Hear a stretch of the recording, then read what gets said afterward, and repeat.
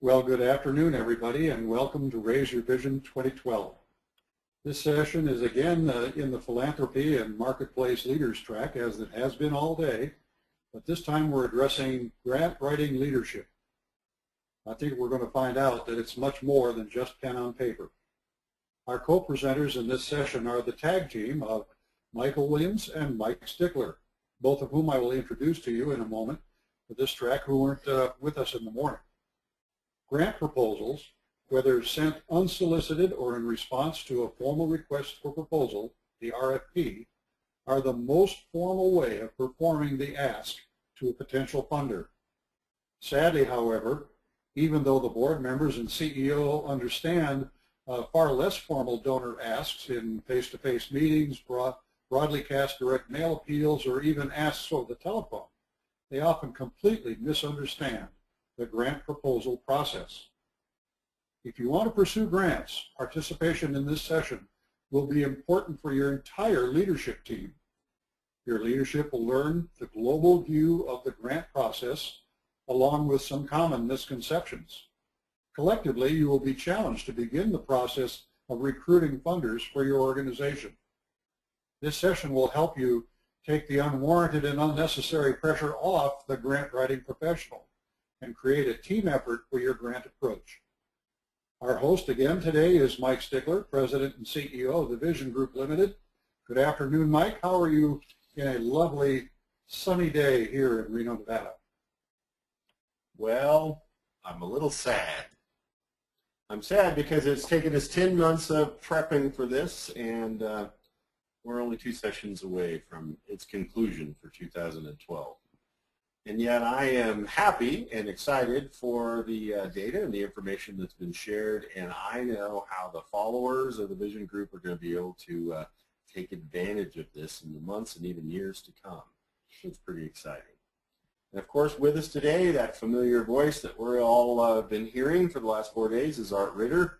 He's our moderator and has really been helping keeping us all moving.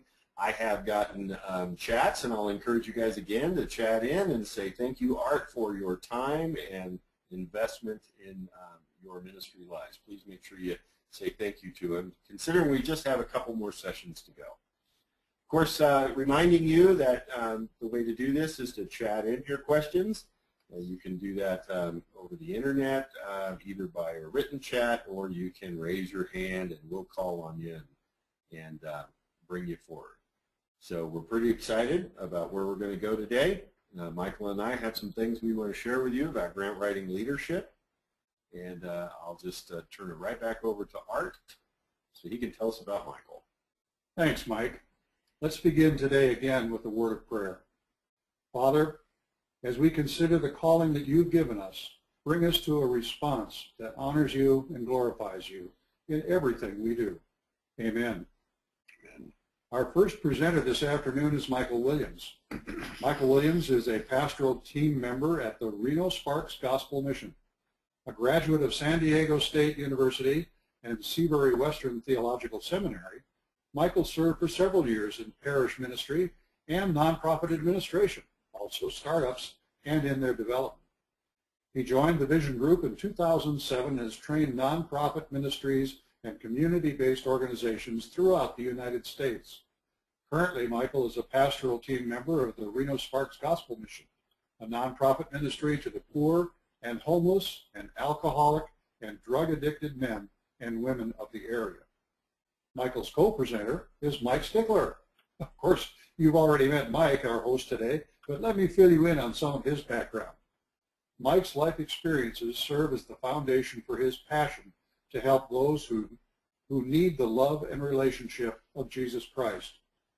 Over the years, he has served as executive director of a rescue center for homeless men, women, and children, handled oversight of a men's discipleship house, consulted with both prison fellowship ministries and family life marriage conferences, and contracted as the festival director and director of church relations for the Lewis Palau Association. Mike was the organizing catalyst of Transforming Dallas, a partnership between the Global Day of Prayer, KTLY's Celebrate Freedom, 90 Days of Blessing, and the Lewis Palau Association. In addition to his professional experience out of the pulpit, Mike also served as senior pastor and senior associate pastor for nearly 13 years. Known as a city reacher, he is active in building partnerships with faith-based and community initiatives in communities across the nation. Recognizing that nonprofit organizations must aggressively compete for the resources necessary to fulfill their vision, Mike now focuses his expertise on furthering the good work of these organizations through funding and strategic planning. He and his team are currently working on Vision 2020, a campaign to raise $1 billion, yep, that's right folks, billion with a B, for faith-based and community organizations worldwide. Mike attended the Colorado State University at Fort Collins, California Polytechnic University, and in San Luis Obispo, and has completed coursework in theology and Bible studies at Grace Bible College. Among his most meaningful life accomplishments are a 31-year marriage to his wife, Kim, the pride that he takes in his 2 grown sons, wonderful daughter-in-law, 1 grandson, and 1 granddaughter. Welcome, Mike and Michael, to the session today. Thank you for joining us in the co-presenter roles.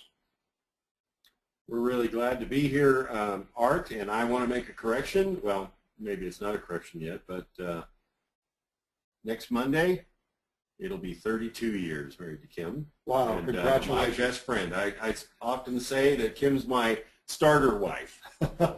She's also my finisher wife. And so we're pretty excited. At the conclusion of the day, we're going to take a long weekend because we put a lot of work into this. So Michael, go ahead and get us started. Good. Good afternoon, everyone, and thank you for joining us for what I believe to be one of the most important topics in the field of nonprofit ministry. Grant writing, I think, is often misunderstood. There are plenty of people who, particularly coming new into the world of nonprofit ministry, see it as a silver bullet. This is the thing that's going to create funding, that's going to exceed everyone's wishes and make all the dreams come true. Regrettably, that's really not the case, but it is nevertheless a very meaningful way to go about seeing that you have the resources for your ministry to accomplish that which you know that God has called you to do. So we want to put this in the context of kind of an overview of fundraising, which is a multifaceted part of your organization's ministry. One of the biggest mistakes that I believe people make in fundraising is the notion that fundraising is a separate agenda relative to the ministry of feeding the poor or housing the homeless or visiting the prisoner or whatever the agenda may be. The reality is that fundraising is a way in which other people who are not intimately associated with the ministry have an opportunity to participate in a meaningful way. This is an opportunity for them, not merely somebody coming to them with their hand out. We're not going to approach fundraising from that perspective, nor grant writing. The thing that nonprofits do is consume resources, and a nonprofit will consume resources without too much difficulty. Overhead is certainly one of those things, which manages the overall effort, those things that it requires to get the job done. There are programs. These are the ways that we go about actually serving people who are part of our target of beneficiaries. There are also projects that are taken for a variety of reasons. Sometimes there's a particular need because of some event that has occurred in a community, or in some cases a project to simply strengthen the life and health of the organization itself. So there are plenty of ways in which resources are demanded, and we want to suggest that fundraising through grant writing is one very effective way to manage that. Michael, one of the things I want to add along there is what you said just a minute ago, and that is that grant writing is not a silver bullet. And that's really the case. You know, originally I produced this training out of a memory, kind of a sour memory, quite frankly, of being an executive director of a homeless mission, and one of my board members, who was a lot of noise and not a whole lot of help, wrote me an email, and in that email he said, grants, grants, grants, send out grants. And I remember thinking very clearly, this board member, this leader, did not have any idea of how the grant writing process worked. And so in one of those cases, in the way of revisiting that, is to think about the fact that grant writing, those of you who are on the board, those of you who are in leaders, think about the fact that grant writing is just one aspect of the overall fundraising aspect. In fact, we only suggest that you spend about 10% of your income should be coming from grants. And so I just want you to get out of your head, I'm going to reiterate what Michael said, get out of your head the idea that grants are going to be the magic thing that's going to keep your ministry going. Okay. Projects, as it says, produce an output. Whether it's a single relief effort, whether it's development of a new ministry, a new capacity to serve, and the task of generating funds by grant writing is how specific one can be in engaging funders. It is our goal in fundraising is to do two things. One is to foster, to grow, and to spread the vision of the organization, and receive funds to bring that about. So we're going to talk about a few of the concepts, the language terms, the definitions, all of those things that make it, that help us understand what we're talking about. So there are purpose statements. What is the purpose of our organization? It's really important that we be very, very clear about that and very specific. If we are uncertain about what it is that we are trying to accomplish, what specific outcomes we want to reach, it's going to be hard to get anyone interested in funding us. You know, the good news is that there are wonderful people out there, foundations and private parties and all kinds of organizations that provide grant funding, but they need to be addressed in very specific terms for those funders to participate with your ministry. So we need to do careful planning. What projects can we anticipate developing and growing in our ministry? What directions are we heading, so that we know when is the right time to begin to pursue grant writing as a part of our effort. We have to make process statements. How are we going to make grant writing part of the overall fundraising plan of the organization? So that assumes you're going to have, first of all, a fundraising plan for the overall development of your ministry. So the owner defines the purpose. Now, who is the owner of a nonprofit ministry? Well, I would say first and foremost that owner is God, you know, thankfully so, because that covers a multitude of sins. And but it is a responsibility of the board of directors, the leadership board of an organization, to make certain that its purposes are defined and that they're adhered to. When a nonprofit starts jumping around from topic to topic, it becomes very difficult to know where they're going or really to accomplish much of meaningful value. So we create purpose statements that are specific about our values, about our mission, that is what we're going to actually do, give shoes to people who are barefoot. We need to make sure that we understand what our market is, people who are barefoot in our community. And we need to have a vision that, that within our service area, within our community, within our county or state, whatever our scope may be, that nobody has to go shoeless. It's important that we get all of that together and we put it in writing and make it very, very clear so that we can make a statement that says, in effect, we are our values who accomplish our mission for our market so that our vision of a better future for our community is achieved. Because ultimately that is the task, is to better the life of the community that we serve. It brings the purpose into deliberate reality. There's nothing worse than just having an idea that, oh, there's all these poor people, or there's all these homeless people, or there's all these folks that need this or that, and we just need to go help them. Let's get some money together and go help people. Helping people is wonderful, but we need to be specific about what it is that we want to try to help. And we base that partly on what our own capabilities are and our inclinations, and that's where our planning statements come in. We build strategies, we make plans, we set goals that are within our capability of operating. Not necessarily immediately. Maybe we're not quite ready to do some of it, but we can plan for that. And our fundraising plan can certainly accommodate that as well.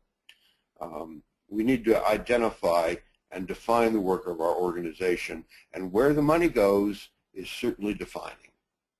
That's for sure. Yeah. So we're going to see how we can capture the design and implementation of plans at an operating level. We're going to look at the way resources get used so that we can go about systematically bringing about the change that we desire. And we need to look forward to the numbers of changed lives that will achieve the vision of the organization.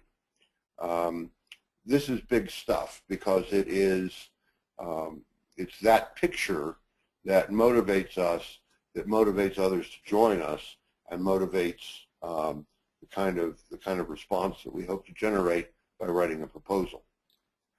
You know, what's interesting, Michael, at this point, I hear it all the time when we present this material. How do you look at changed lives to achieve a vision? I mean, you know, I hear it all the time. What we're doing in ministry is too ethereal. It's too hard to measure. You can't measure changed lives. We don't know if people have become Christians. We don't know if they're you know, not beating their wife in the privacy of their own home. We don't know if these things are happening. And so give us some tips. How do we grab a hold of the idea that we're looking at changed lives that are helping us get to a place of achieving our vision?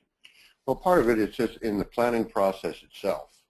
It is necessary to set a goal of what we would like to achieve with a particular program. And then to engage in a process designed to get there, and then to follow up with long-term evaluation of how lives have in fact been impacted. It is not enough for us to say, well, we wish that there weren't so many people wandering around addicted to drugs. It's another thing entirely when we say, we think that we have found a way to achieve that. And in finding that way, we're going to look very carefully at how successful that we are. Working in that field right now, I can tell you that it's a difficult field to measure success, and one in which, nevertheless, we keep setting standards for ourselves so that we can actually help people change their lives for the better. And it's an exciting prospect, but we also have to do all the homework that's required. You know, just your comment of what your work in the mission right now reminds me of back when I started in ministry. I was executive director of a homeless mission, and one of the very first things that I tried to do, because I really didn't understand this, measuring changed lives. My idea was well, you take a street homeless guy, and he is now an effective human being in society who is married and has children, and his education's there. And what all of those things that we wanted, and I wanted to do that all within the scope that I had influence on them. And it was impossible because it was such a big project. And now I look back at it and say, well, wait a minute. What we needed to do is cut it down to smaller pieces. Yeah. Okay, we got them off the street and into a shelter. We got them 30 days sober. Then we got them 60 days sober. Then we got them 90 days sober. And then after a year, then they moved into a transitional project. And then after a transitional project, they lived a certain amount of time in that transitional house. And then we had a process where they could transition into their own apartment. From there, into their own church. And you know what? All of that took years to do instead of this short amount of time. And so I'm saying this I really brought it up to say to the audience, the reality is that we have to measure these life changes in more reasonable terms, especially within the scope of the grant. And board members, leaders, you have to understand when you're helping your staff develop grant applications, they can't in one grant application go from, typically a grant application is a year.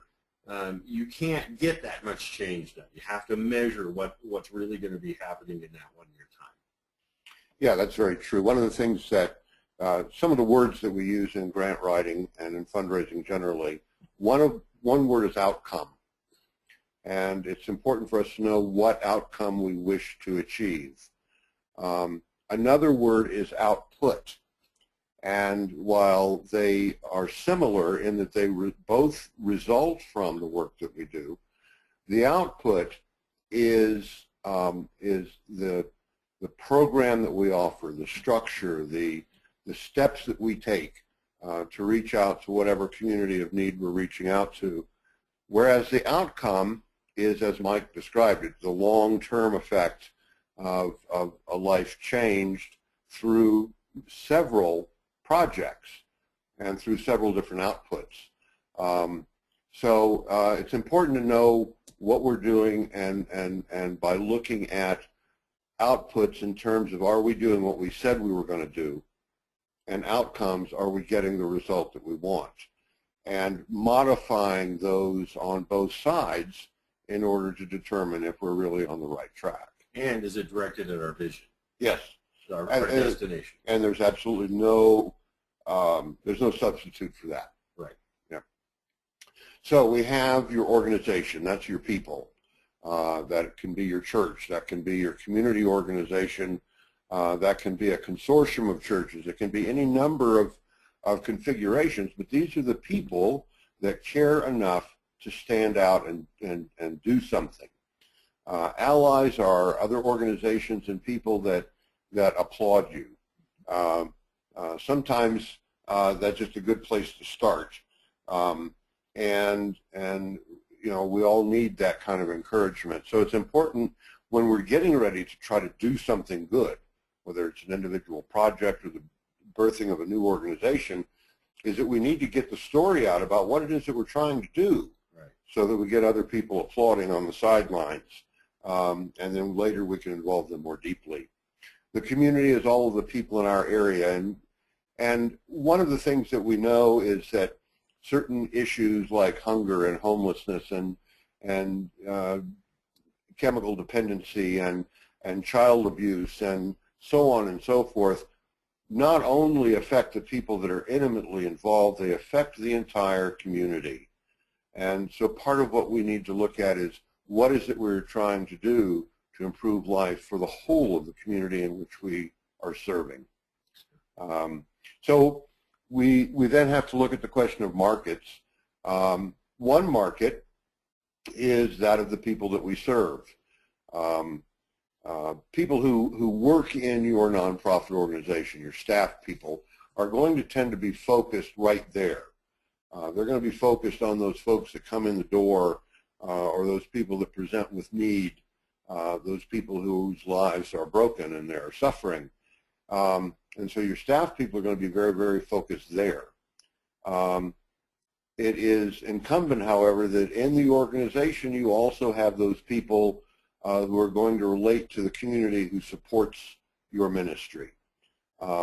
no man's an island. We don't do any of these things by ourselves, and it's impossible to affect significant change without the engagement of several different kinds of other folks in our communities. So we need to identify our market. Who are we going to serve? And our market of who in the community is going to get on board with us so that we can get this job done.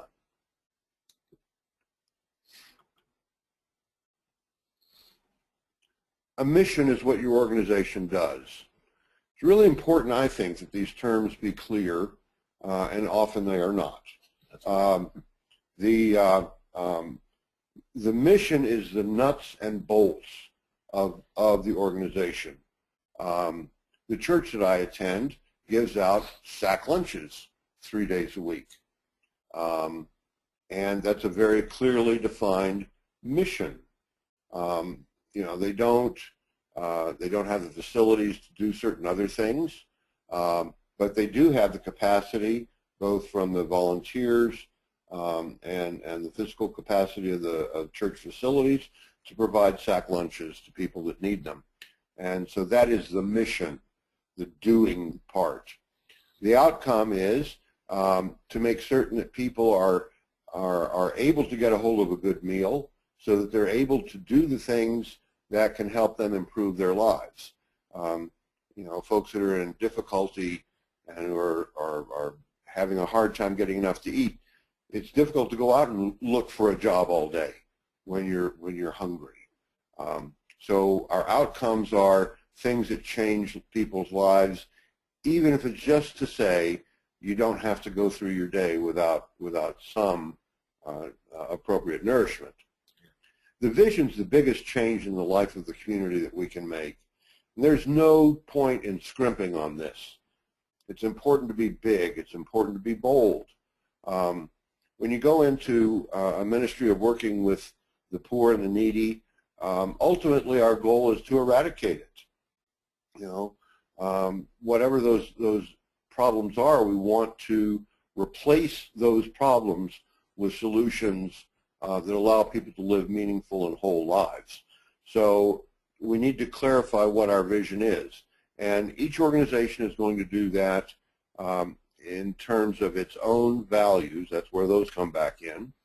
But once it's determined what that vision is, the critical thing is that we can continue on toward that goal. The values of what you respect, what you practice, how you go about living your life, and what matters to you most are the things that fuel that vision. A strategy is what you're going to do generally to get that on the road. The plans are going to be specifically different items that you do. There are times when it's time to build. There are times when it is more important to share the message of what's going on. So we need to go about planning so that we're able to be constantly steered in the direction of that vision. Now, goals are short-term, more short-term issues in which we're concerned to get certain tasks done. It's time to put the roof on. Let's put the roof on, and so on.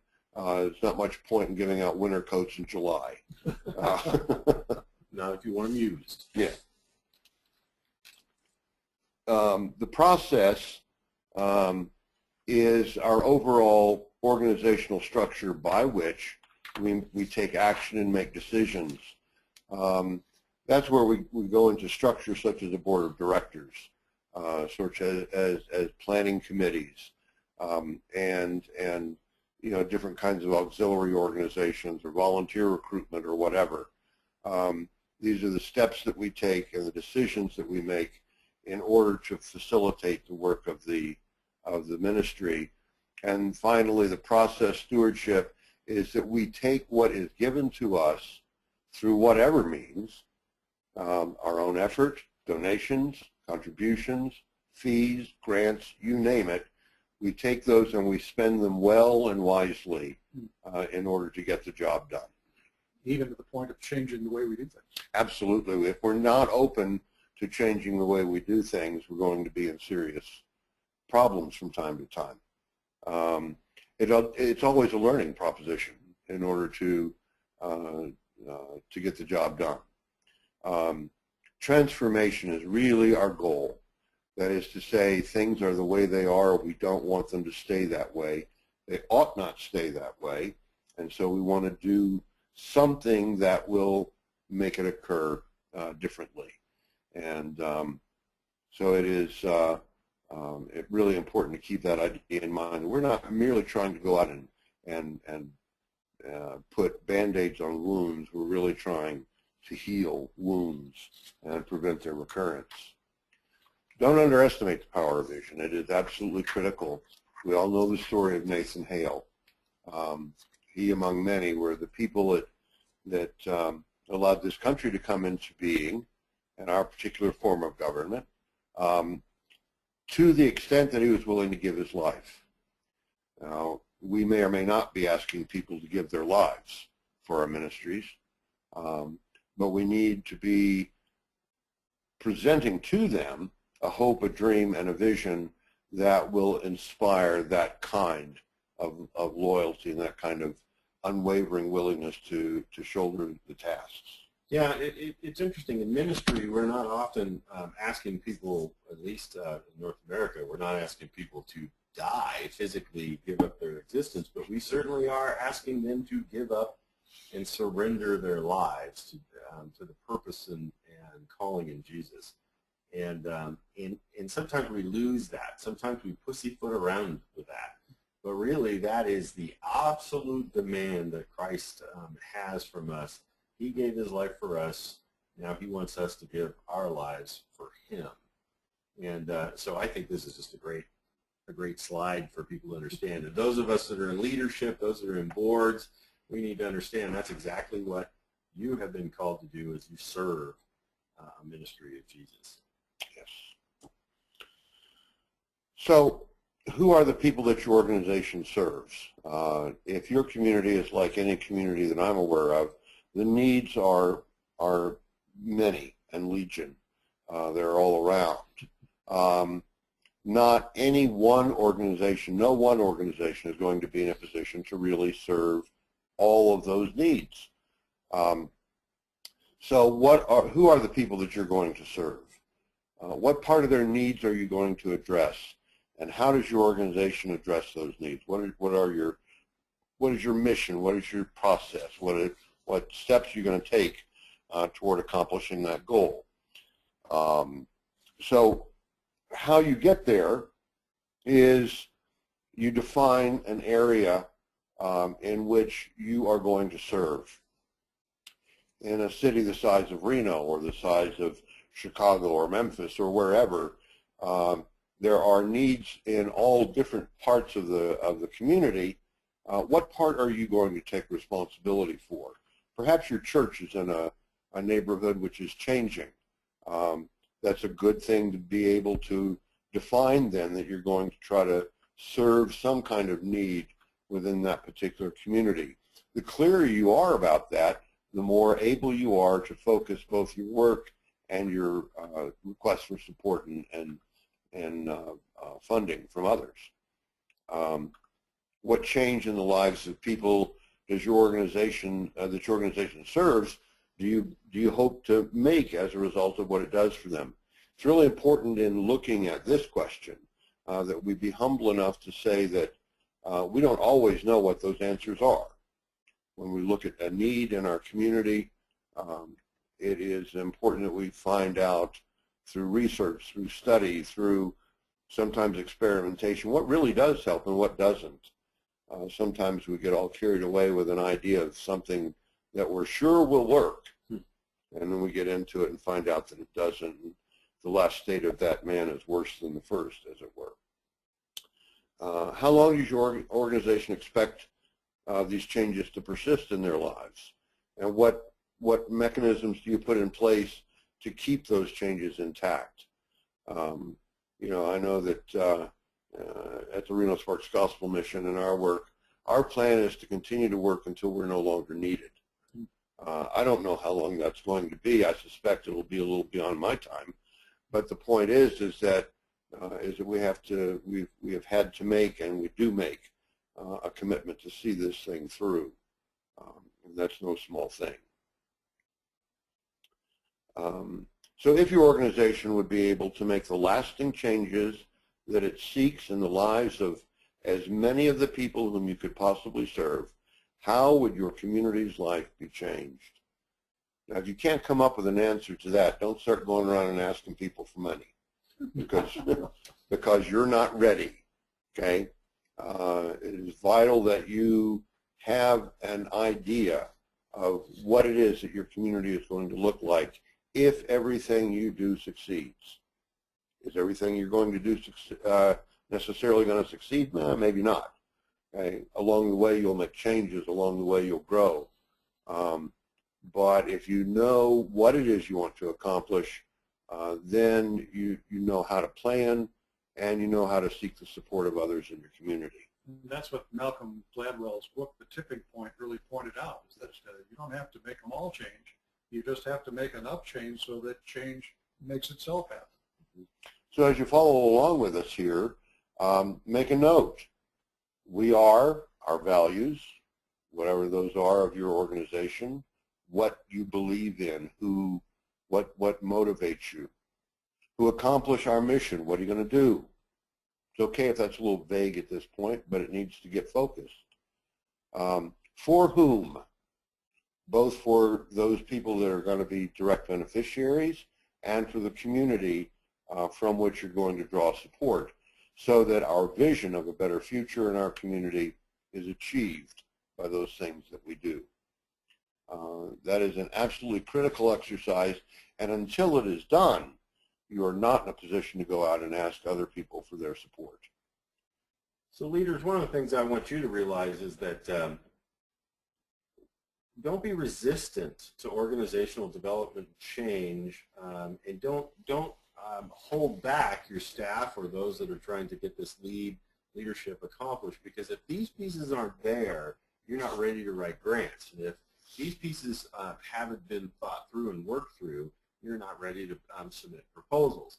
And the fact will be is you'll submit the proposals, it'll be glaringly obvious, and you won't win the money. Or worse, believe it or not, is you win the money and the organizational development isn't there, and it's kind of like having gas for your car, but your car doesn't work. It just turns into a big bundle of problems. And so you have to consider and not be resistant to the changes that your ministry is trying to make in order to position itself to win not just grants, but significant funding, both for grants and major donor development and many other areas. So the question is, how do we deploy vision? And there's no one who knows how that operates better than Mike Stickler. And Jesus does, yeah. But certainly I would have to say, in my experience and years of working in different kinds of ministries and organizations, Mike's sense of a matrix for the development of vision is really critical, and I'd like him to just kind of run through that for us real quickly. Yeah, one of the things to realize, and this really came out from our Raise Your Vision forum in 2009, George Barna said, vision only lasts 29 days. You know why? Because people can't hold on to it. People can't remember it. Those that are around you need a refreshing of the understanding of what your destination is and when you're going to get there. I remember years ago when I was pastoring, one of the things that we did is that we held out Christmas and Easter to do an evangelistic drama. Now, some of you that come from more traditional expressions of the church always have had, the way you've always done it is have a Christmas or an Easter celebration. Maybe it was a candlelight service, maybe it was something like that. But what we came to the recognition is that people came to church on Christmas and Easter. We call them CEOs, Christmas, Easter onlys. And those folks didn't necessarily know the Lord. They thought they knew the Lord. They they thought it was, the right thing to do, but we took those opportunities to evangelize. We took those opportunities to share the gospel in a very pure form so that people would come to know Christ. Let's face it, we had more people that would show up for those services than any other time of the year. It was always packed. Well, I remember one year that particular play didn't go very well. I mean, after all, it was a bunch of amateurs trying to pull off a play, and it didn't go very well, and it kind of got out of hand. Okay, so we were, as a group of elders, evaluating that after the particular celebration, and one of the elders looked at everybody and goes, I don't understand why we do plays anyway. We should be having a Christmas celebration or an Easter celebration like I had when I was growing up. And I looked at him and I was kind of shocked that he was bringing this up. Why are you saying this? Do you not know why we do this? Now, I wasn't hard on him, but I was wondering in my mind, why does he not know? Well, because vision lasts 29 days, and we hadn't really stopped and cast that vision again and again. And so what's funny about being a visionary, what's funny about casting vision is that you have to be in a place where you're constantly coming up with new and creative ways to share the vision. I want to remind you that vision is really, the way I define it, is a destination. What's it going to look like when you get there? And when are you going to get there? So it's not just a destination of where you're going, but it's also when are you going to get there. So there's a time piece to it. Also remember, I've just thrown this out, I know I've covered it before, but in order to get to your destination, you got to know where you are first. You can't get there unless you know where you are today. And so as you're building your vision, you have to look at grant writing, leaders, you have to look at grant writing as another creative and fun way to share your vision. Another way that intertwines, if you will, all the activities, that's the mission, all the activities, all the different things that you do throughout the weeks and months. It's another way to express how you're on that track to your vision. It's severely important to understand that. This is just one more way. As an artist has to come up with new ways to create his artistry, we have to come up with new ways of expressing our vision. And one last part. Remember, vision feels like you're repeating yourself. As you cast vision over and over again, every 29 days, because they forget about it in 28, as you do that, you feel like you're repeating yourself over and over again, because you are. It's just part of it. And a creative communicator starts to take advantage of all the different ways to communicate. With a grant, it's grant writing, it's through emails, it's visual with videos, it's visual with your graphic design, all of those other pieces. Michael, go ahead and explain your little picture here. Okay. At the heart of all of this, there must be that core group. Maybe it's an individual to begin with, but then a core group of people who recognize that unless they are mutually pledged to the successful reaching of and fulfilling of that vision, then you really don't have anywhere to go. It's all fine and good to say, well, we want to do this, we want to accomplish that, we want to help people not go back to prison by helping them get back into society in a meaningful way. But if we don't have people who are committed to seeing that happen, then it's not going to happen. In the larger picture of fundraising, when we start trying to engage grant funders, part of what they're going to look at is, what are you guys doing on your own? What are you giving to this? What is your community giving to this? And the more that we can show affirmative things in that, affirmative actions in all of that, then the better off we will be. So collaboration means that we have to work with others who share our dream. There are plenty of people who might be concerned about a particular issue or topic, or problem as it manifests in your community. And it's important to find who they are, to connect with them, and not feel like we're out here all by ourselves trying to fix something that that has no precedent or that no one else is interested in.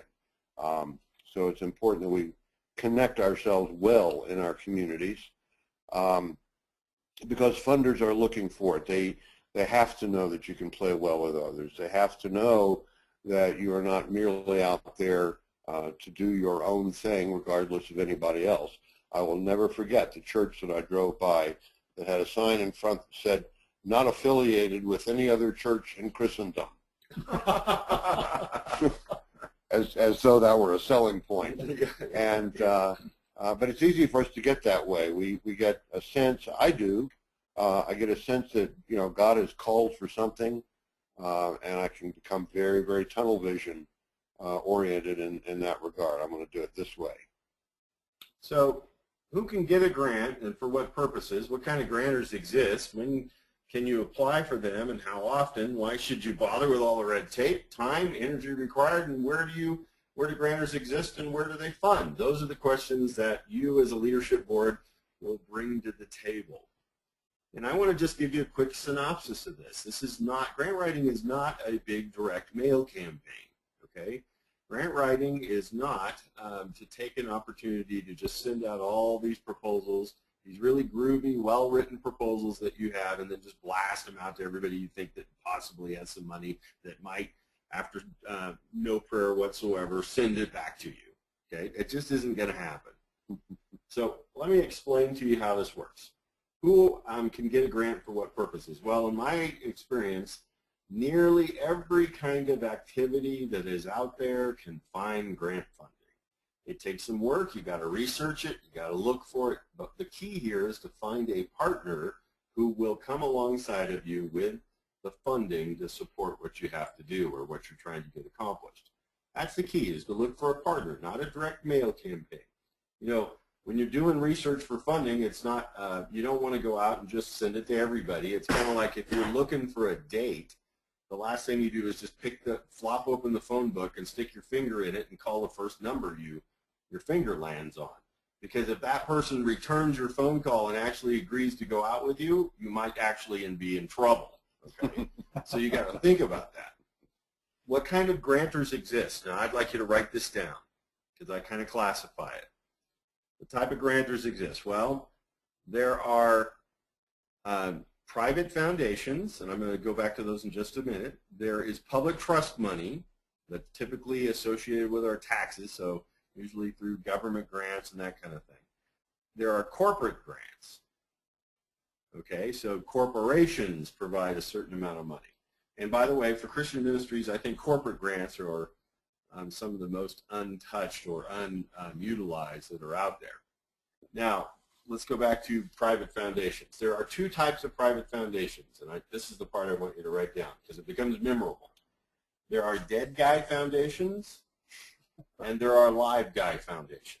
So what do I mean by that? Well, dead guy foundations are by far most private foundations, and what's happened is somebody's made some money and over their lifetime, and they left it to support their community or support a cause, and they left some very clear instructions. And usually this is large sums of money, and they've left it to a foundation to actually distribute and work through. And then what you see more of, and this is growing, a segment that's growing, which is the live guy foundations. Now, most of us are familiar with this, is Bill and Melinda Gates. They're still living. And they are directing how their foundation operates. And it's changing and growing. So this is an area that you have to watch. There's also a lot of folks that are just family foundations, which is really just small families who have some giving that they plan on, some planned giving, and they're just really giving money out of a separate checkbook. And so it becomes a very personal process. So there's multiple ways you can get funding. And when can you apply? Well, that depends completely on the foundation. Some will only take a proposal once a year. Some will do it 3 or 4 times a year. Some will take them every month. and then some will take them at any time. And so you have to figure out exactly when you have to apply and when it's going to, and by the way, this is a good point, is when is it going to best fit your fiscal needs. Sometimes you need money in July, as an example, and that's a good time to start submitting proposals in April and May so that the money comes in right at the time that you need it. Why should you bother with all the red tape, time, and energy required? Because it's the best return on investment of time, talent, resources of all segments of fundraising.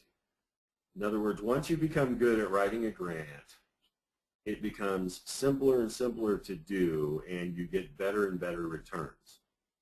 And then finally, where do grantors exist and where will they fund? Well, depending on the size of your organization and what you're trying to accomplish, there are funders that fund international projects, funders that fund national projects, funders that fund regional projects, statewide projects, and really what you'll most likely be applying for is funders that will support your local community. And you have to realize that just because they fund your local community doesn't mean that they live or they operate from your local community. As an example, here in Nevada, we have a foundation that's in Las Vegas. It's a very large foundation, one of the biggest in the country, and it only funds in 3 different states, Nevada being one of those. And because it only funds in 3 different states, those other states like Arkansas, and I forgot where the other one is at the moment, but they don't realize that they can get funding out of Las Vegas for their state alone. So you have to do some work and some research to figure this out. Now again, why do I bring this home like this? I bring this home because leaders, board members, CEOs that are overseeing your grant writers, you need to understand this very basic terminology and understanding where funders are. It's not, the big piece here is it's not a giant direct mail campaign.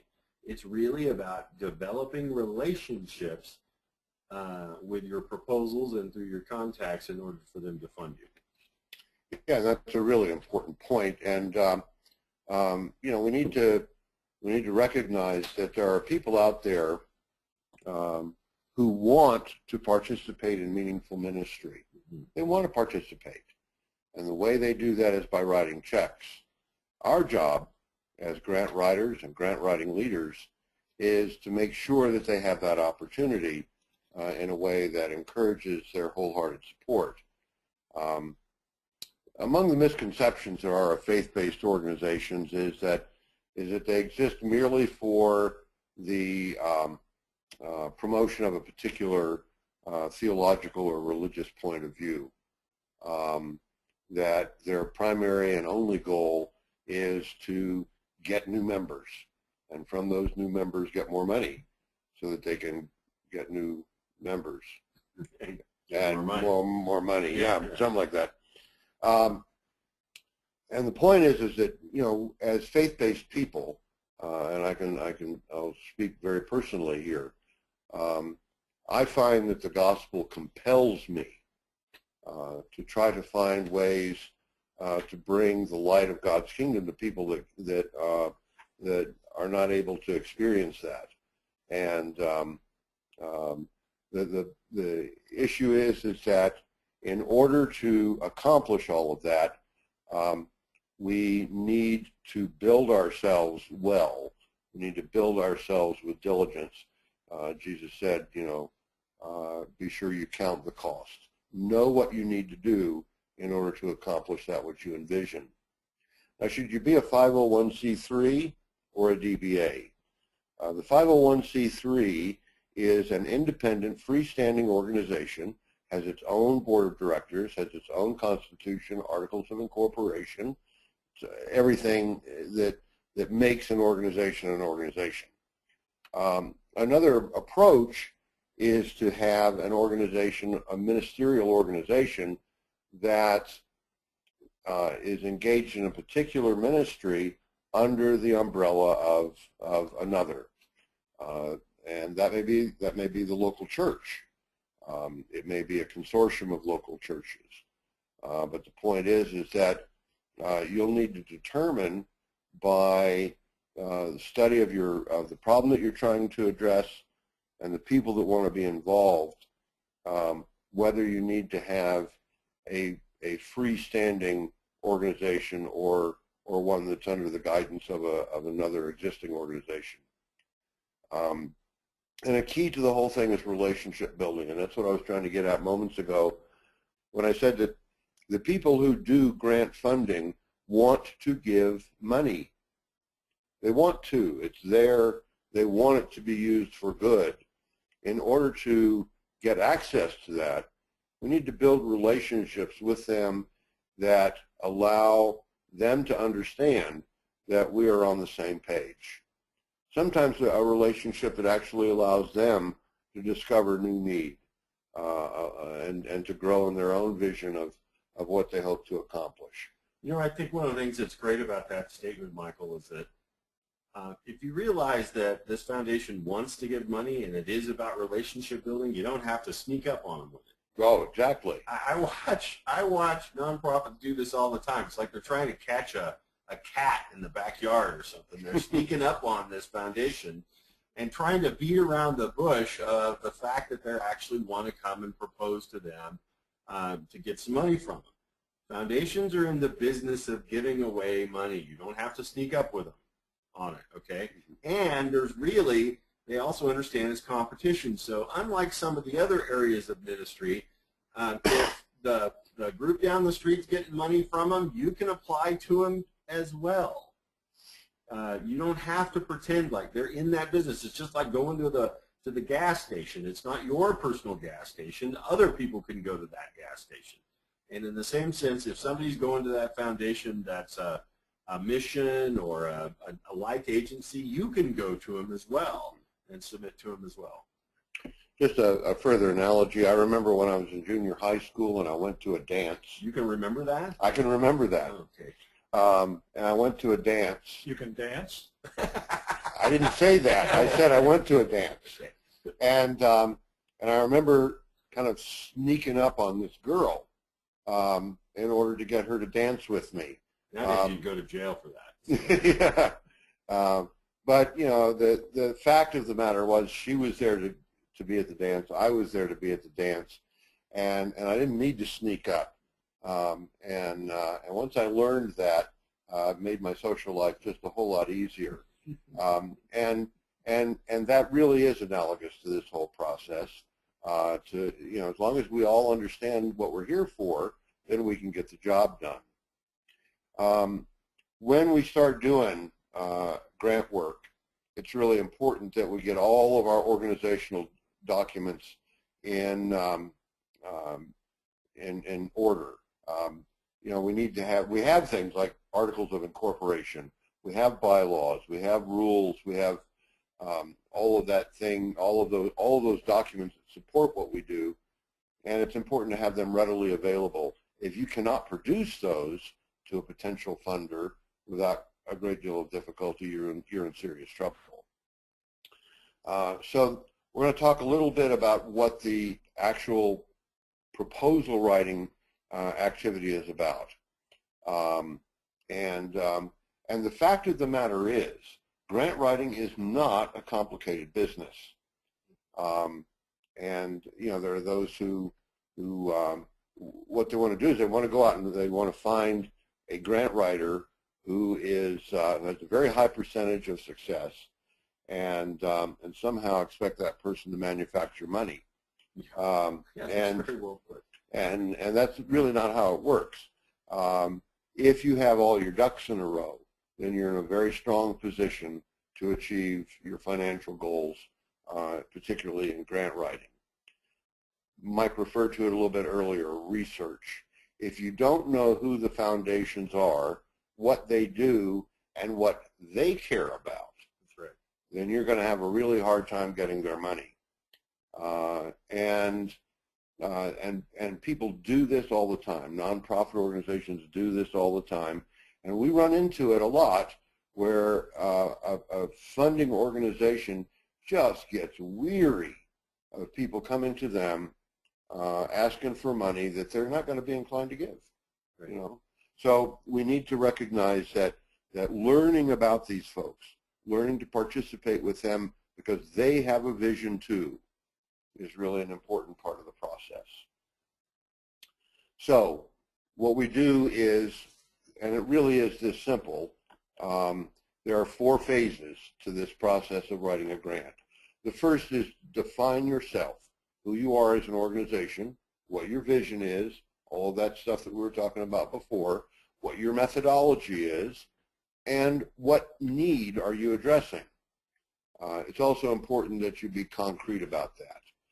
There are plenty of resources available in every community so that you can document need in a way that makes it very clear that it really is important that these matters be addressed. I've seen many grant proposals that really tug at the heartstrings, but they really don't provide any substantive data.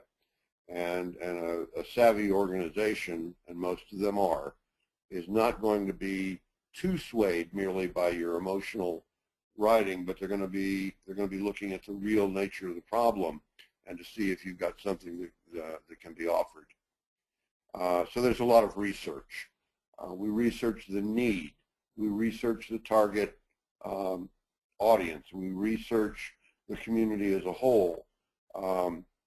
If we address this problem, will the community's life improve? Those are just very important questions, and we have to document that, and the information is there to do that. So one of the things you want to make, what you ask of a grant writer, is not merely can they write a nice flowery proposal, but can they research the hard data that will back up the request that's being made. When all of that is put together, then there's the writing. The writing of the grant proposal itself is really not all that complicated. It is a matter of taking yourself and your need, putting it in clear form, defining what it is that you're trying to accomplish, how that problem really exists, and what your proposal and program might actually do to alleviate something or improve something. And then it's simply all put together in logical order.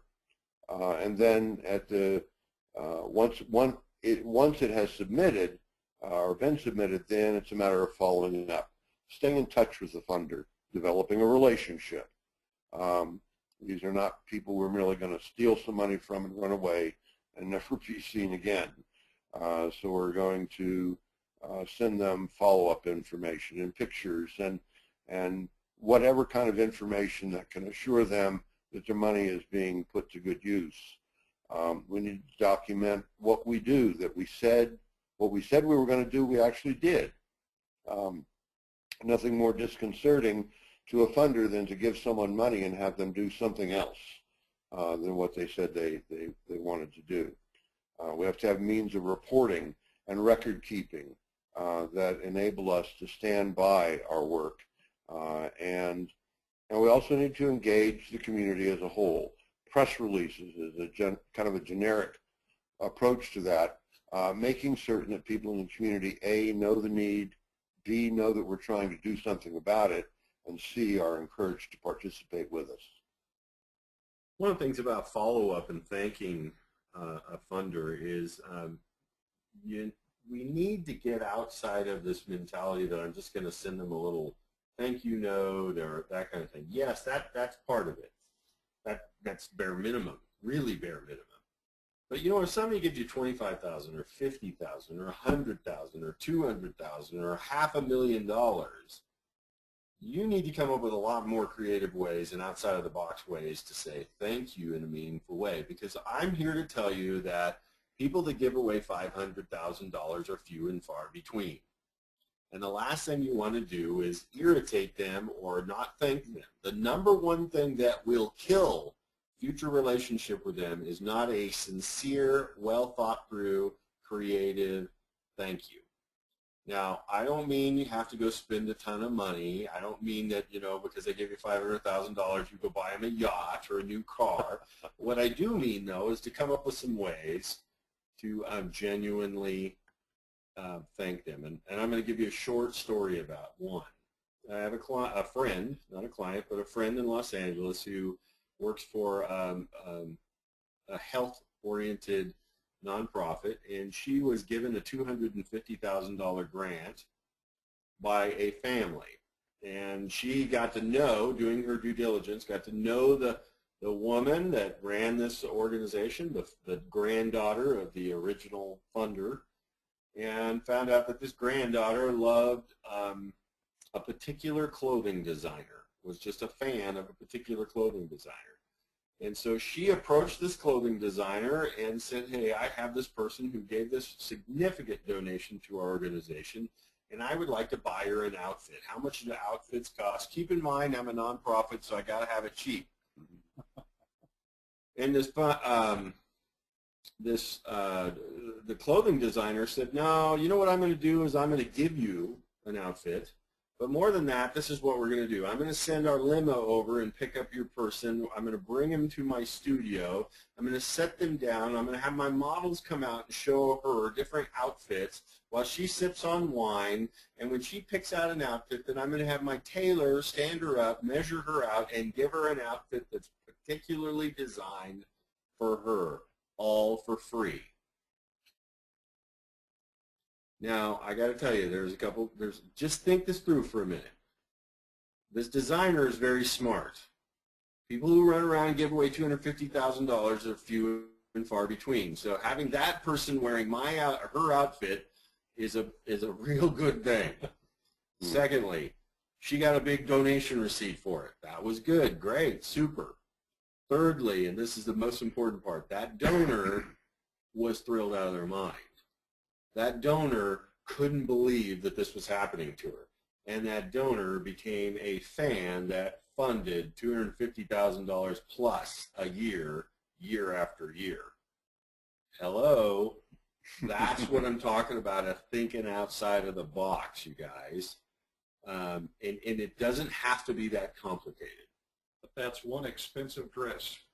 Yes. It is, but it made all the difference to this one person. Leading the effort is an important topic. Again, one of the things that people do, and they do it over and over, is they will hire a grant writer and then give them an office and a phone and sit back and expect miracles. No, Art, it doesn't happen that way. Yeah. So it's really important that you have whatever method you choose to get your grant work done, that you have that integrated into the overall organization of your ministry. So you set up performance expectations. What work do you expect a grant writer to do, or a grant team, however you want to parcel that out? We'll talk a little bit more about the team thing momentarily. But it's very critical to be clear, to clarify what you want. You create a job description, or you set up a request for proposal to get a consultant to come in and do a grant writing for you, but you need to let them know what it is that you expect, and then to figure out what the compensation of that is. One of the things you need to be aware of is that within the field of fundraising, it is considered very, very unprofessional and unethical to have someone write a grant proposal and then receive part of the proceeds as compensation. It doesn't work that way. And it's important to get rid of that notion at the very outset. Well, and if somebody comes to you saying that they'll write grants on a percentage basis, that should tell you that they're unprofessional and that you don't want to work with them. Yes, absolutely. So it's real key. A grant writer can be a wonderful asset, but they can also really raise ethical questions if everyone's not paying attention. I cannot stress enough how important budget is to the entire process and submitting of a proposal. Before a word is ever written to support a proposal, it is vital that there be a very clear, unmistakable budget for that proposal, and not just something off the top of your head or thereabouts kind of thing. but a very well thought out and proactive attempt to understand what the long-term financial implications of this may be. We can talk all we want to about how important it is to have people involved with the organization, to get them to feel good about giving their money, and all of that. But we have to bear in mind that a grant is a financial transaction. People are being asked to give money for something specific, and so it is your responsibility as organizational leaders to be certain that that budget is prepared. That's not the grant writer's job, except that maybe as part of your leadership team.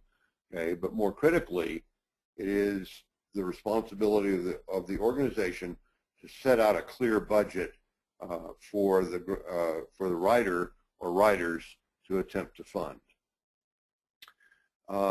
We've talked already about mission and vision, and Mike pointed out that they expire every 29 days.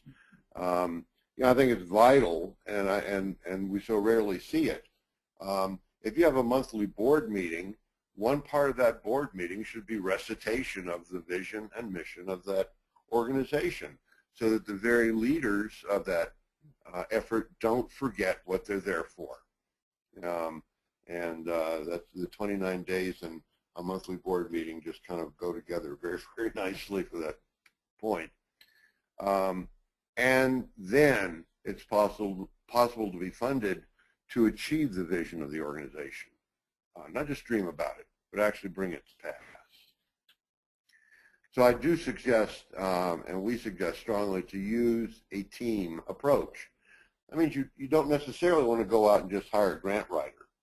Obviously, you're going to need someone who can put together a proposal in a way that is legible, that's clear, grammatically correct, properly spelled and formatted. But it is also true that one of the most exciting things that can occur in an organization is when you get people within that organization involved, either as volunteers or staff people, to really engage this process so that they have all kinds of energy to put into submitting substantive and meaningful proposals. One of the things that we do a lot in nonprofit organizations, I've done it all my life, is that we sit around and we say, if I had the money to do X, if I had the money to do X. Well, one of the things that I think we need to learn to think in terms of is, what is it that we want to do? What is the goal here? What is, money aside, what do we want to accomplish?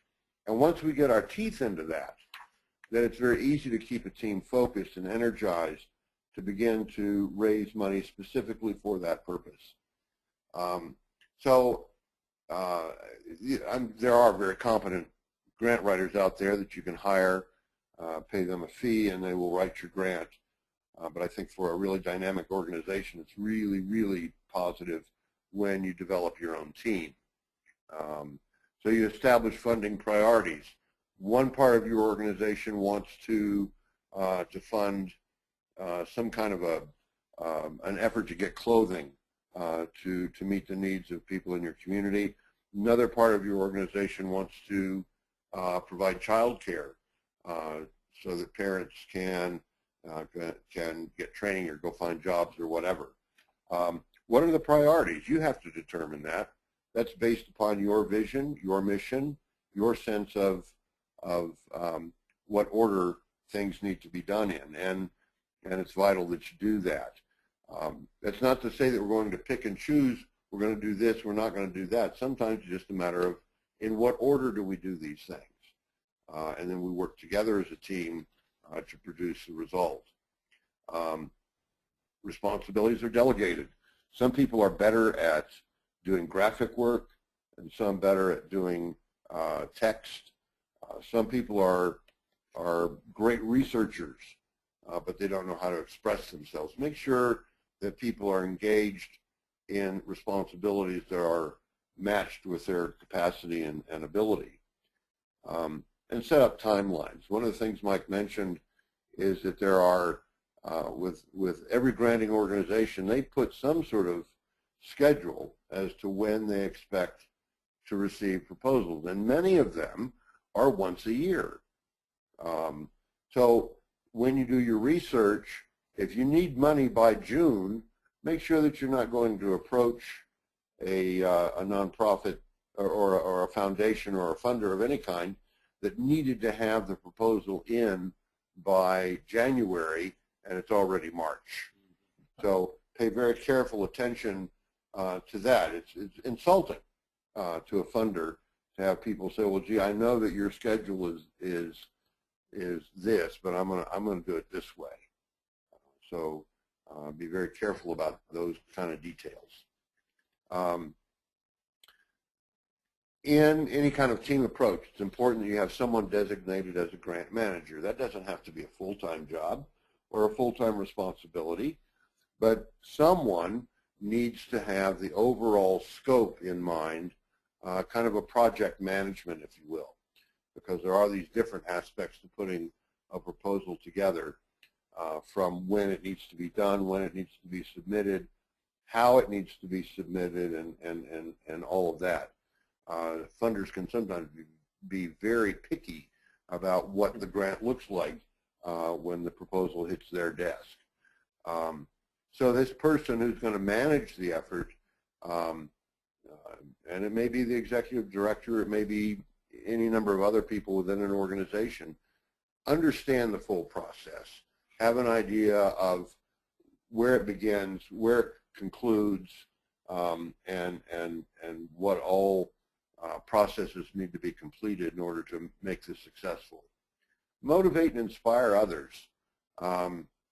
You know, there's a wonderful opportunity when we go to sit down and write a grant, and put all of that together. It's a wonderful opportunity, but if people are not motivated, if they're not inspired, if they forget every 29 days why they're about this, then it's not going to be a very successful effort.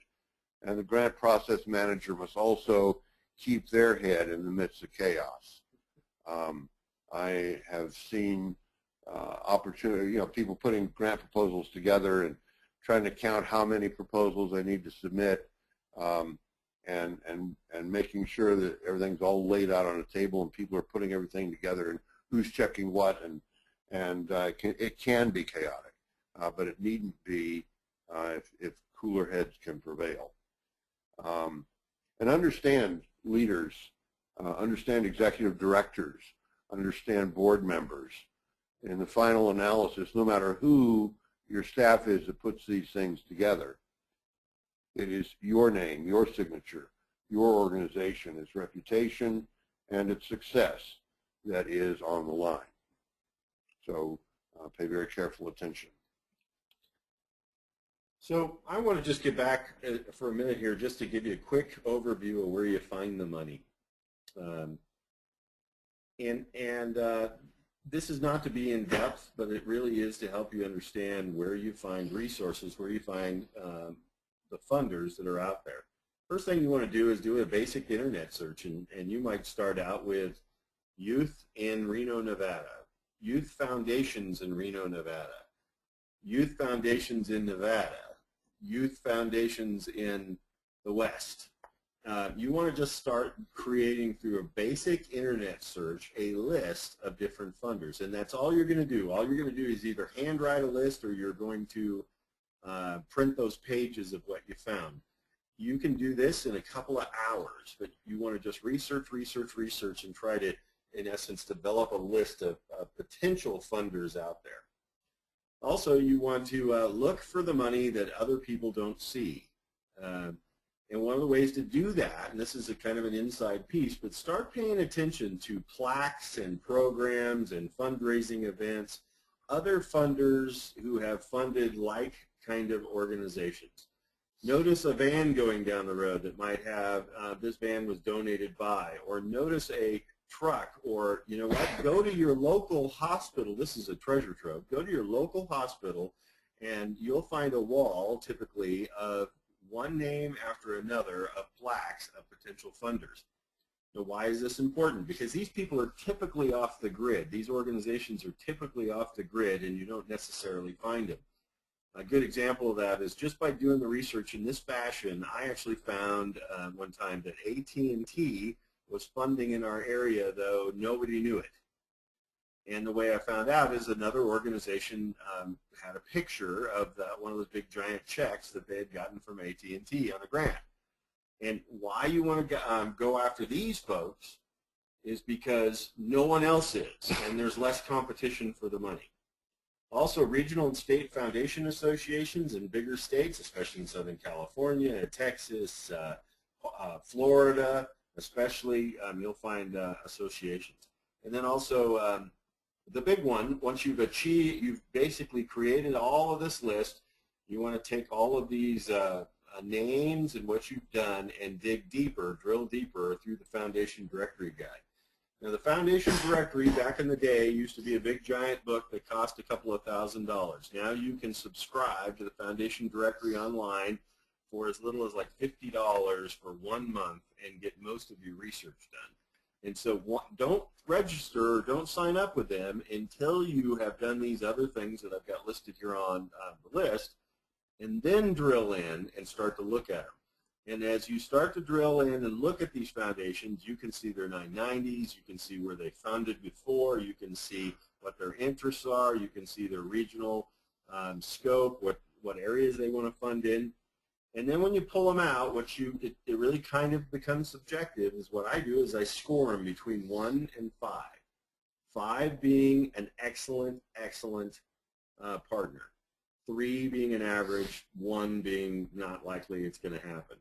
And once I go through all of those, I go back and I write proposals to my 4s and 5s. That's as simple as that. And then I might go back and look at my 3s with a little bit more research, but that's exactly how I do it. Otherwise, you're just spending a whole lot of effort on things that you can't, you're probably not going to get funded for. Then, of course, there's public trust money, government money. Start to track where the county and the state and the city money is, and as well as register on grants.gov for funding that could possibly meet your needs. Now, you guys, when you're doing Christian ministry, I got to be straight with you. Take government money as it comes, if it fits. Don't try to operate your whole organization out of government grants. Right now, government funding is not as friendly to Christian ministry as so many other the last administration and the 8 years under the Bush administration, and it's not as friendly as it was under the Clinton administration. So I just want you to realize that kind of trickles down to Christian ministries and the effectiveness. Plus, the fact is, quite honestly, there's just not as much money as there used to be out there in those areas. But again, if you register on grants.gov, I just encourage you to be very selective. You will get so many notices that it will drive you crazy, and you probably won't look at any of them. So what I want you to do is, if you ask for certain notices to be sent to your mailbox through grants.gov, be very selective on which ones are going to come to you, or otherwise you'll just be inundated with opportunities, and you won't look at any of them. As an example, they'll just start sending you research on how to cure cancer. Everybody on this line has nothing to do with that, and if you get 100 of those a month, you'll stop looking at all of them and start missing some opportunities to see some funding.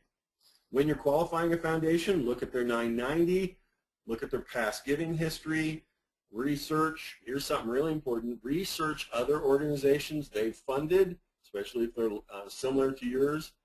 Don't only rely on the information that you found in the Foundation Directory, but also, most importantly, you want to go to their website and see what their website is, and trust that as maybe, now listen to what I'm saying, trust that as maybe the best source. Their website might be the best source on the most accurate deadlines and those kinds of things. And then you got to pick up the phone and call them. Ultimately, when it all comes to the end, this is about building relationships with a funder. And you have to, after you've researched them and you think this might be a good potential partner for you, then you got to pick up the phone and do that hard work of building a relationship with them. As I said, always review their website, and when you're on the phone with them, try to get through the gatekeeper, and the way you do that is succinctly describe your program and how you believe it aligns with the Foundation's priorities. If you've done your research, you know the name of the person you want to communicate with, and you go directly to that person. Pick up the phone and say, "May I speak to?" And get past that gatekeeper, because the gatekeeper's sole job is not pass your phone, pass the call forward. That's their sole job, is to not pass it forward. And then when you're talking to that decision maker, as you succinctly describe your program and how you believe it aligns with the Foundation's priorities, draw as much information out of them as you can in the conversation, trying to read between the lines as you go, because as you're doing that, what it's doing is helping you understand what their priorities are and the potential of a partnership.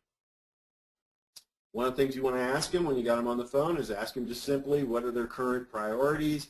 How do you think your program will line up to theirs?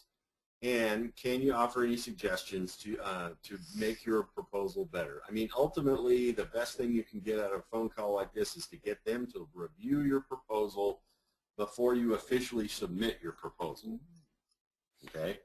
And if you can get that to happen, what ends up happening is you get a kind of ahead of everyone. There's a lot to talk about in this area, you guys. There's a ton to talk about. I'm just kind of skipping over on it. We do an advanced training in these areas. But again, this is for you as the leader of an organization. You'll probably never write grants. I want you to realize what you have to do. And then also when you're looking at the funders, you've got to figure out what the appropriate amount is that you're going to submit your proposal. I just had a client recently ignore this area, submitted a $50,000 proposal, and really the funder was interested in $10,000. He got that $10,000, but he was in danger, quite frankly, of not seeing any money coming his way. Look at their guidelines again after the phone call. Check their deadline again, and make sure that you know who you just talked to, because that's who you're going to send your proposal to. And of course, keep in touch, follow up, keep in touch, follow up, keep in touch, follow up, keep in touch, follow up. Put them on your mailing list. Check in with them for birthdays and holidays and those kinds of things, because you want to keep your organization in the top of their mind as you get ready for the next year to submit the proposal. That was a lot. Art? Boy, it sure was, but you should see the questions that have come in, almost exponential to the amount of information you sent out. We don't have as much time this time to deal with them, so maybe we can deal with some of them in the forum that follows right after this section. Here's one that just came in, and it's kind of a perceptive question. They said, and it's not from a grant writing organization, get this. As a funder, I never gave writing the grant much thought. I just read them and picked them. How much time, money, and effort is really spent preparing a grant on average? Is it about the same regardless of the size of the ask? Have we philanthropists created a no value added monster? Or is all of this really necessary? I must admit I have seen some very poorly written ones though, and no, we didn't fund them. You know, the realization is on a first proposal, when you first write the template, which is basically the most of the guts of the proposal, and then you customize it for the very first proposal you put out. We at the Vision Group allocate 40 hours, man-hours of effort to do that. 40. So you can figure it's going to take you twice as much. But here's the cool part. As you get the first one done, it narrows down to about 5 hours proposal for every time you send it out. So now all of a sudden you've invested 40 hours, or in your case 80 hours, into learning and writing this proposal, and then it's going to take you for each subsequent proposal probably about 10 hours. So that should help you a lot to understand how long it takes. A professional can tighten that up because they know exactly what they're looking for. I have one here. Do do we do this after we have developed a relationship, or is this at the beginning of that relationship building process? The answer to that's both and. You may never encounter a granting foundation or a granting organization until you're looking for them. As we were saying earlier, you don't have to sneak up on them. They know that you need money to accomplish your mission and fulfill your vision. They know that. And they are prepared to listen to what you have to say. You begin to develop a relationship with them through your process of preparing a grant, and then maintaining that relationship after you have made your submission.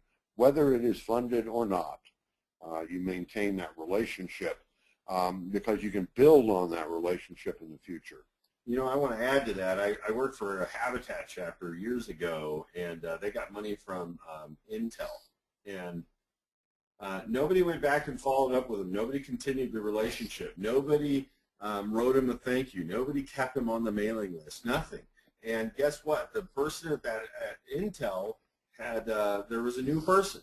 Okay, the old person quit or moved on or whatever, and now there's a new person. And guess what? They had to start at the very beginning of the relationship all over again because they didn't stay consistent. So that's very much a good example.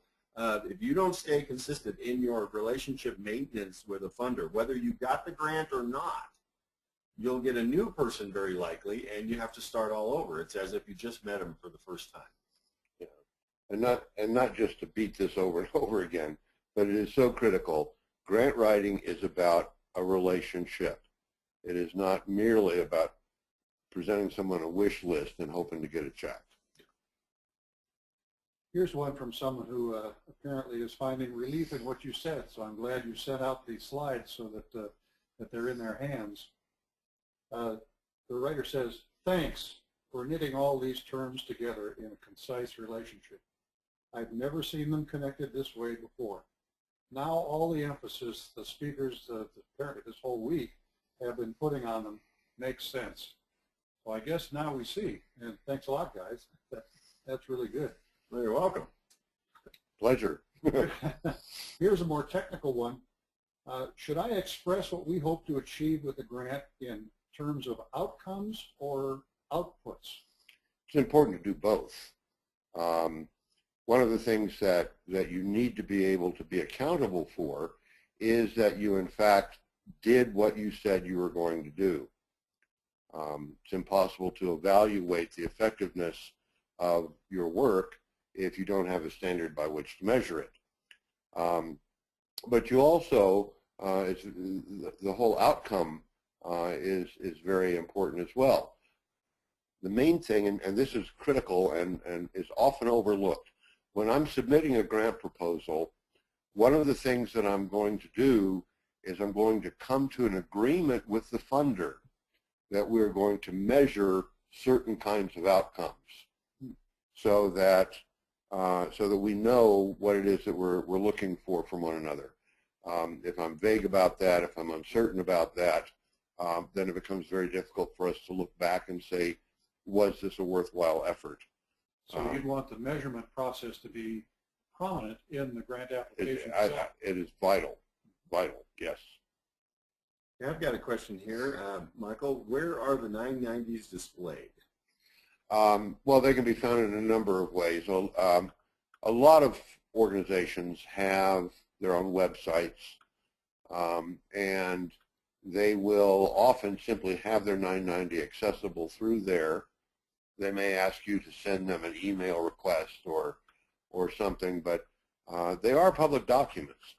So the more forthcoming that a foundation or other granting organization is with that information, the more confidence you can have that you're dealing with reasonable people.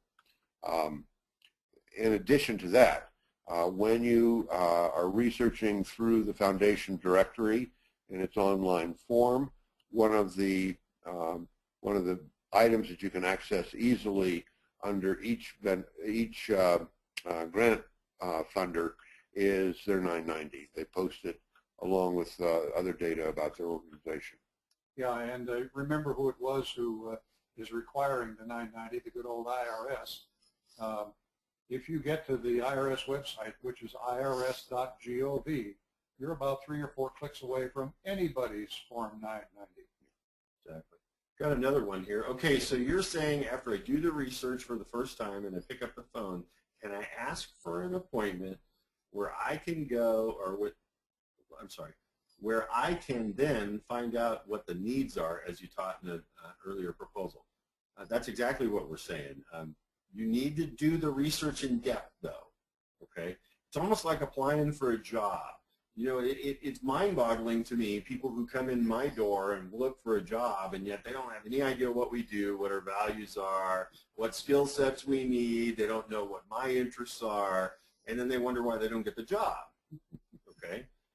In the same sense, when you go looking for funding, you need to really look at, and it's why, you know, I do a whole seminar on it's not speed dating, what I call it. Grant writing research is not speed dating. You need to go into the process of really seeing if this is a good partner for you before you pick up the phone and inquire, are they a good partner for you, and would you like to date? Okay, you just have to do that kind of work. And picking up the phone actually surprises them.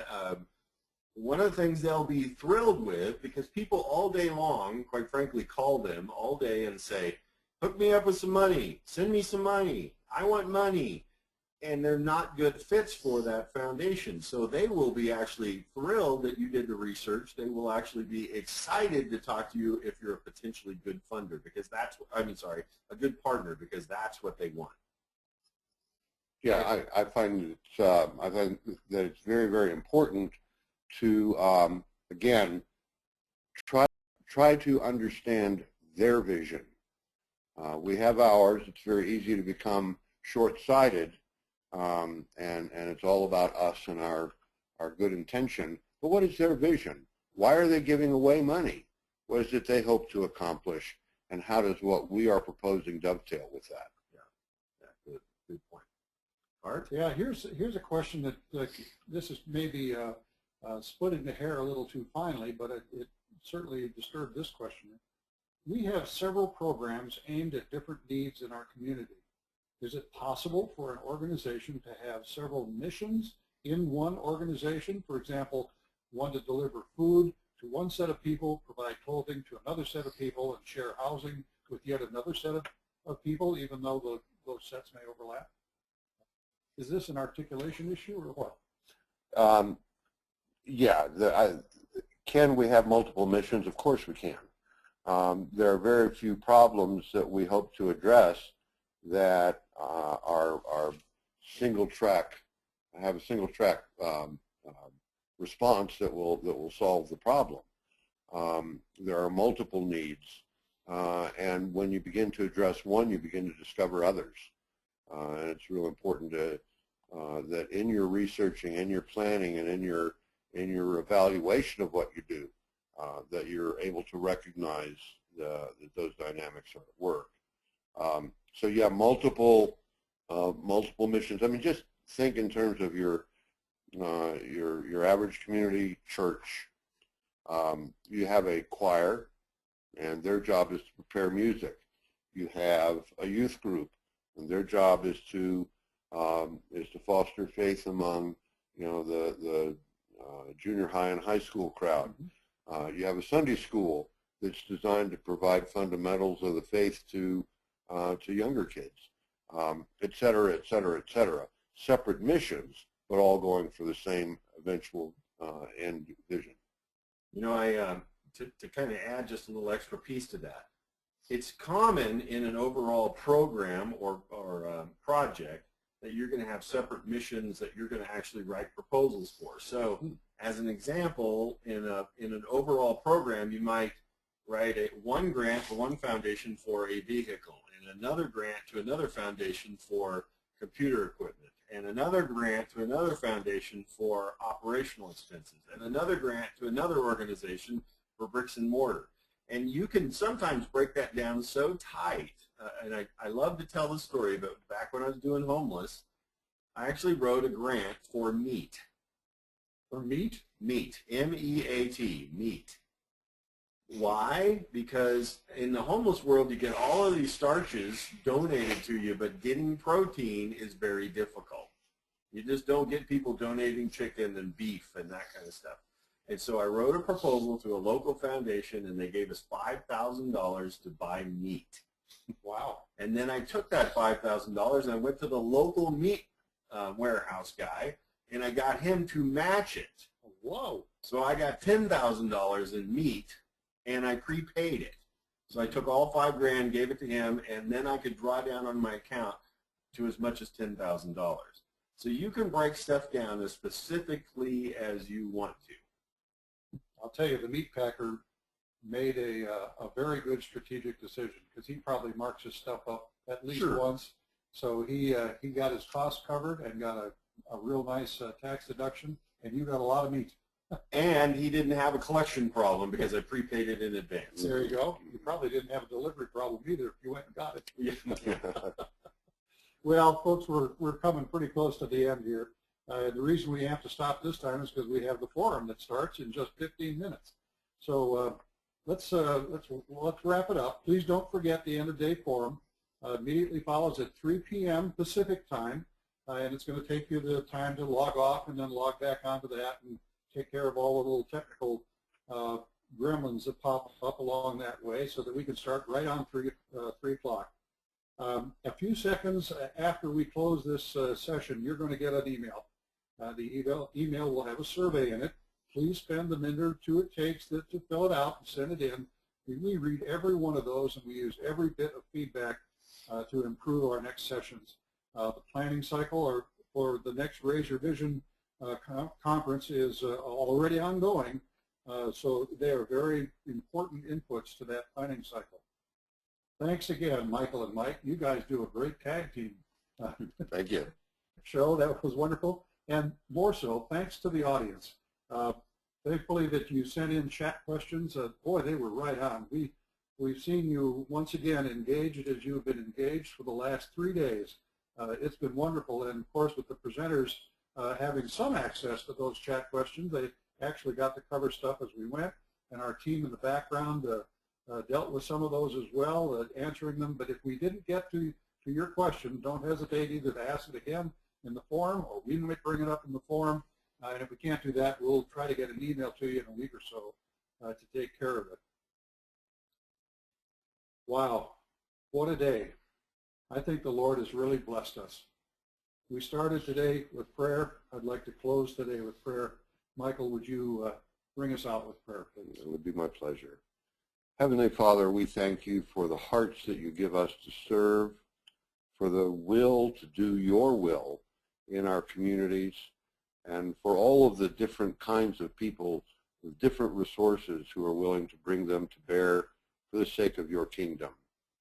Encourage us as we continue on, continue us in our work so that we may fulfill that vision which ultimately is yours, of your kingdom here on earth as it is in heaven. We ask this all in Jesus' name. Amen. Amen. Amen. Amen. And thank you, everybody, Michael, Mike, and thank you, audience. We will see you again at 3 o'clock for the forum. Thank you and goodbye.